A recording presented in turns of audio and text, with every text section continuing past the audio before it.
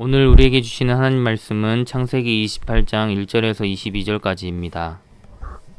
이삭이 야곱을 불러 그에게 축복하고 또 당부하여 이르되 너는 가나안 사람의 딸들 중에서 아내를 맞이하지 말고 일어나 밧단 아람으로 가서 내 외조부 부두엘의 집에 이르러 거기서 내 외삼촌 라반의 딸 중에서 아내를 맞이하라. 전능하신 하나님이 내게 복을 주시어 네가 생육하고 번성하게 하여 네가 여러 족속을 이루게 하시고 아브라함에게 허락하신 복을 내게 주시되 너와 함께 내 자손에게도 주사 하나님이 아브라함에게 주신 땅 곧 네가 거류하는 땅을 네가 차지하게 하시기를 원하노라. 이에 이삭이 야곱을 보내매 그가 밧단 아람으로 가서 라반에게 이르렀으니 라반은 아람 사람 부드엘의 아들이요 야곱과 에서의 어머니 리브가의 오라비더라. 에서가 본즉 이삭이 야곱에게 축복하고 그를 밧단 아람으로 보내어 거기서 아내를 맞이하게 하였고 또 그에게 축복하고 명하기를 너는 가나안 사람의 딸들 중에서 아내를 맞이하지 말라 하였고 또 야곱이 부모의 명을 따라 밧단 아람으로 갔으며 에서가 또 본즉 가나안 사람의 딸들이 그의 아버지 이삭을 기쁘게 하지 못하는지라. 이에 에서가 이스마엘에게 가서 그 본처들 외에 아브라함의 아들 이스마엘의 딸이요 느바요스의 누인 마할랏을 아내로 맞이하였더라. 야곱이 브엘세바에서 떠나 하란으로 향하여 가더니 한 곳에 이르러는 해가 진지라. 거기서 유숙하려고 그곳에 한 돌을 가져다가 베개로 삼고 거기 누워 자더니 꿈에 본즉 사닥다리가 땅 위에 서 있는데 그 꼭대기가 하늘에 닿았고 또 본즉 하나님의 사자들이 그 위에서 오르락 내리락 하고 또 본즉 여호와께서 그 위에 서서 이르시되 나는 여호와니 너의 조부 아브라함의 하나님이요 이삭의 하나님이라. 네가 누워있는 땅을 내가 너와 내 자손에게 주리니 내 자손이 땅의 티끌같이 되어 네가 서쪽과 동쪽과 북쪽과 남쪽으로 퍼져 나갈지며 땅의 모든 족속이 너와 내 자손으로 말미암아 복을 받으리라. 내가 너와 함께 있어 네가 어디로 가든지 너를 지키며 너를 이끌어 이 땅으로 돌아오게 할지라. 내가 내게 허락하는 것을 다 이루기까지 너를 떠나지 아니하리라 하신지라. 야곱이 잠이 깨어 이르되 여호와께서 과연 여기 계시거늘 내가 알지 못하였도다. 이에 두려워하여 이르되 두렵도다. 이곳이여 이것은 다름 아닌 하나님의 집이요 이는 하늘의 문이로다 하고 야곱이 아침에 일찍이 일어나 베개로 삼았던 돌을 가져다가 기둥으로 세우고 그 위에 기름을 붓고 그곳 이름을 베델이라 하였더라. 이 성의 옛 이름은 루스더라. 야곱이 서원하여 이르되 하나님이 나와 함께 계셔서 내가 가는 이 길에서 나를 지키시고 먹을 떡과 입을 옷을 주시어 내가 평안히 아버지 집으로 돌아가게 하시오면 여호와께서 나의 하나님이 되실 것이요 내가 기둥으로 세운 이 돌이 하나님의 집이 될 것이요 하나님께서 내게 주신 모든 것에서 10분의 1을 내가 반드시 하나님께 드리겠나이다 하였더라. 아멘. 네, 사람은 누구나 도망치고 싶은 순간들이 있습니다. 관계가 깨어졌을 때 혹은 큰 실수를 했을 때 그래도 상황이 엉망이 되었을 때 또 감당하기 어려운 문제 앞에 서게 되었을 때 그 자리를 떠나고 싶고 또 숨고 싶지요. 그래서 잠수를 타기도 하고 정말 이사를 가기도 합니다. 오늘 본문에 나오는 야곱이 바로 그런 상황입니다. 그는 형을 속이고 아버지도 속였습니다. 그리고 그 결과로 형의 분노를 사서 지금 집을 떠나야 하는 도망자 신세가 되었습니다. 그런데 놀랍게도 성경은 그렇게 도망치는 도망자의 길 위에서 하나님께서 야곱을 찾아오셨다라고 말씀합니다. 어떻게 하나님께서 그를 만나주셨는지 본문을 좀 더 살펴보도록 하겠습니다. 오늘 본문을 보니까요, 이삭은 야곱을 다시 한번 불러서 축복합니다. 3절에 보십시오. 전능하신 하나님이 내게 복을 주시어. 이삭의 변화가 보이십니까?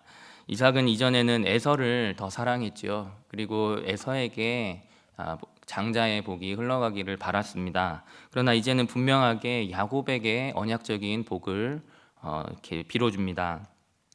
이삭은 더 이상 하나님의 뜻을 거스르려고 하지 않습니다. 하나님의 뜻이 인간의 실수와 혼란 가운데서도 결국 분명하게 확정되고 드러날 수밖에 없다라는 것을 깨달은 것이죠.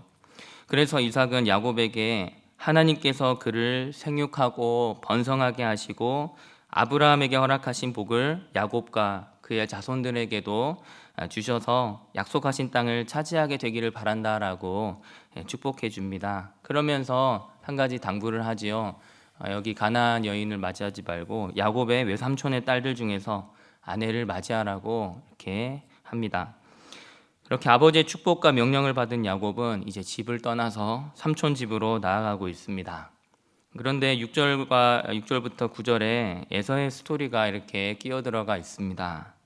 에서는 뭐랄까요? 장자의 복을 잃고 부모님의 눈밖에 난 자식 같습니다. 에서는 자기가 가나안 여인들을 아내로 맞이한 것 때문에 부모님께 인정받지 못한다라고 느꼈던 모양입니다. 그래서 그는 이제라도 자신의 이 어리석은 행보를 만회하려고 이스마엘의 딸을 아내로 삼습니다. 아브라함이 하갈에게서 낳은 아들이 이스마엘이고 본처 사라에게서 낳은 아들이 이삭이니까 이스마엘은 에서에게는 큰아버지뻘 되는 사람입니다. 하지만 이스마엘은 언약 밖에 있는 인물이었기 때문에 에서가 이스마엘의 딸을 아내로 삼은 것은 오히려 자신을 언약 밖의 계열로 확정짓는 그런 결과가 되었습니다. 에서는 이렇게 언약의 무지한 모습을 보이고 있습니다. 부모님이 정말 무엇을 원하는지도 모른 채 여전히 어리석은 행보를 이어가고 있습니다. 그렇다면 이 에서의 모습을 보면서 우리는 무엇을 생각해야 하겠습니까? 에서는 가나안 여인 때문이구나. 가나안 여인이 문제였어 라고 생각했습니다. 그래서 더 나은 집안, 더 괜찮은 선택을 하려고 했던 것이죠. 그런데 그 선택지가 어디였습니까? 언약 밖에 있는 이스마엘의 집안이었습니다.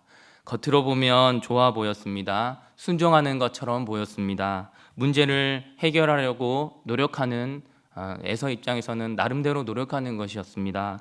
그런데 하나님과의 관계, 언약의 중심에서는 여전히 벗어나 있었습니다. 사랑하는 성도 여러분, 우리도 이런 모습이 있지는 않은지 돌아보기를 원합니다. 우리도 종종 이 정도면 괜찮지 않을까? 이건 그래도 내 나름대로 잘해보려고 하는 건데 이렇게 하면 그래도 하나님께서 인정해 주실 만하지 않을까? 그래서 겉으로 보기에는 괜찮은 선택, 합리적인 그런 선택, 나름 신앙적인 선택을 하는 것처럼 보이지만 사실 정말 그게 하나님 중심으로 내린 결정인지는 정말 정직하게 돌아보아야 할 것입니다. 단지 내가 생각하기에 괜찮은 방식, 내가 납득되는 방식이거나 그저 나의 죄를 합리화하기 위해서 혹은 죄책감을 덜기 위해서 한 것은 아니냐라는 것입니다. 성도 여러분, 우리의 믿음의 길은 내가 보기 좋은 길을 이렇게 선택하는 것이 아닙니다. 하나님이 기뻐하시는 길을 선택하는 것입니다. 하나님의 약속과 말씀을 중심으로 판단하는 것입니다. 내 생각과 나의 기준이 아니라 하나님의 기준에 맞추어 살아가시는 우리 모두가 되시기를 주님의 이름으로 축원합니다. 다시 야곱의 이야기로 돌아와서요. 야곱은 브엘세바에서의 안정된 삶을 뒤로한 채 완전히 불확실한 불안정한 인생으로 들어섰습니다. 야곱은 지금 문제를 일으키고 도망가고 있습니다. 그 마음이 얼마나 다급하고 또 얼마나 어려웠을까요? 그런데도 하나님은 그런 야곱을 버리지 않으십니다. 오히려 그런 야곱에게 찾아오셔서 복을 약속해 주고 계십니다.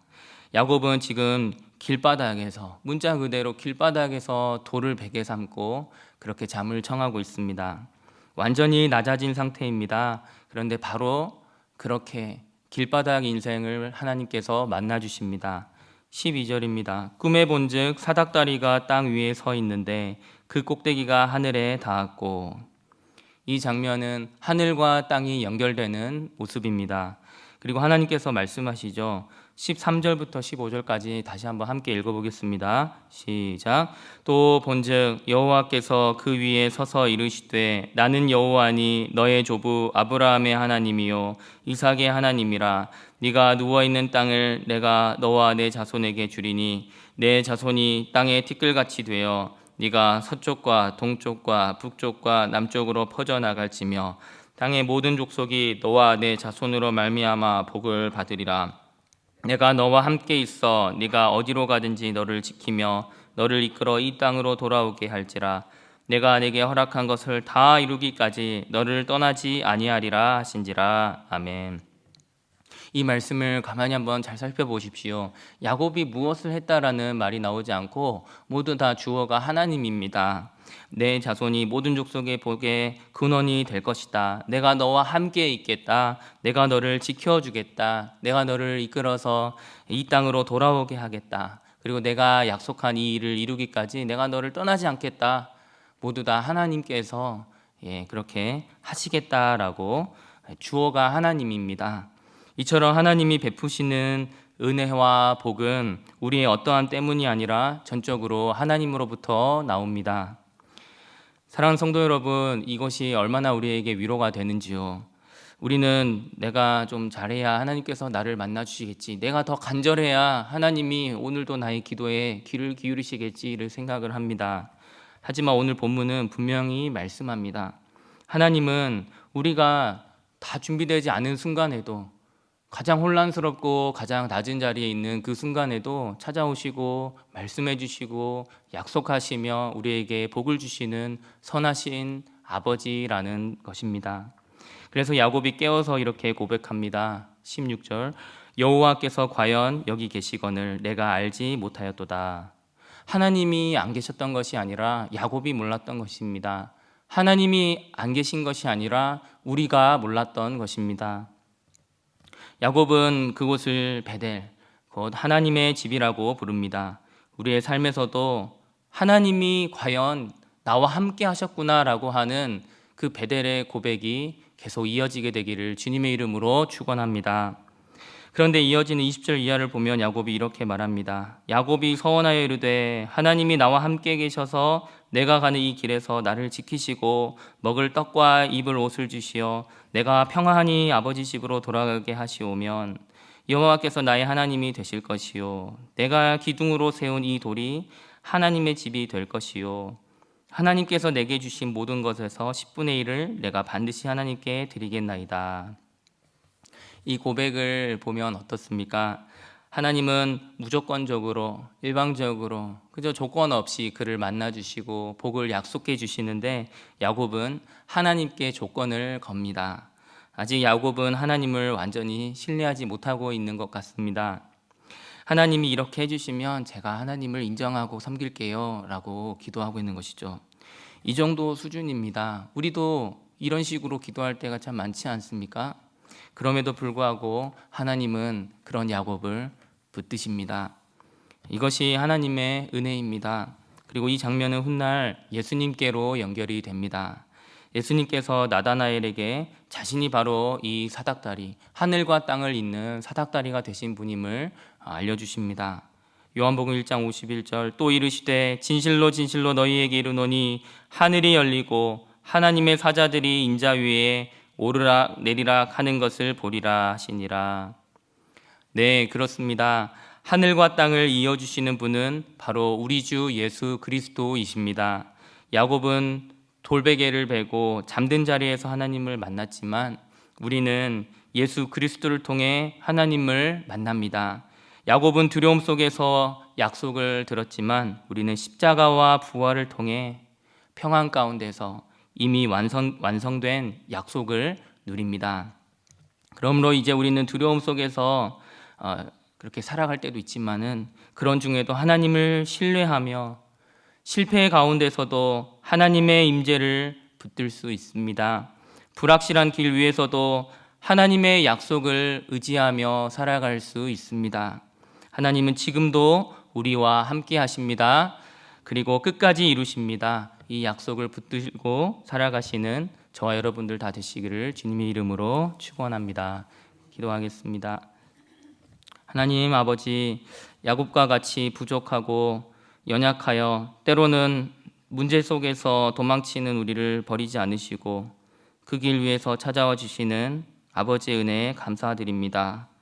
우리의 삶이 불안하고 또 우리의 마음이 두려울 때에도 하나님께서 함께 하신다는 그 약속을 붙드는 믿음을 주옵소서. 무엇보다 하늘과 땅을 잇는 참 사닥다리 되신 예수 그리스도를 통해 하나님께 날마다 나아가는 그런 우리들이 되게 해주시고 주님 안에서 참된 평안과 참 소망을 누리게 하여 주옵소서. 우리의 인생 여정 가운데 언제나 함께 하시며 끝까지 약속하신 바를 이루시는 신실하신 하나님을 찬양합니다. 감사드리며 예수 그리스도 이름으로 기도합니다. 아멘.